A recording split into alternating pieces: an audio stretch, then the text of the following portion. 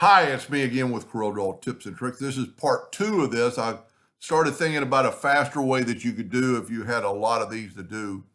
So first of all, if you didn't watch part 1, you need to kind of watch it because we're going to go over some, I'm going to skip some things. I'm going to go order. I'm going to put that yellow at the back of the page just so we'll be able to see it in just a second.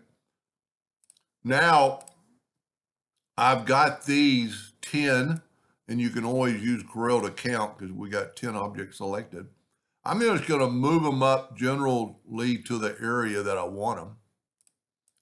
And I am going to grab the yellow and the graphic, and I'm going to go EC. That put it in the center of the page, or put it in the center of the logo or the tag.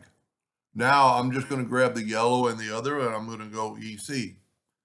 Now what we need to do is quite possibly, let's set our nudge factor on like 2 inches, and let's nudge our item out of the way, our tags, and let's get our yellow and nudge it out of the way.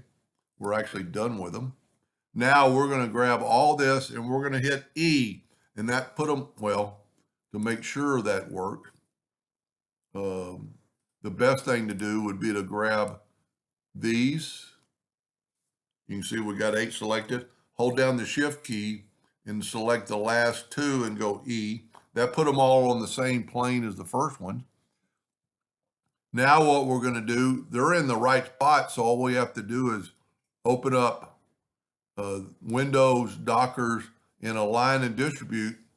And it's kind of hard to see, but you want to distribute them from the ones that are from the center horizontally. And look at that. Now, if we bring our tags back, each label is exactly where it needs to be. It saved you a lot of steps. So you could do a whole row like that. Now, in his example, mine, all the tags are exactly the same. But this would work to put them in the center and make it a life quite a bit easier. Anyway, hope that made a little bit of sense, and thank you for watching.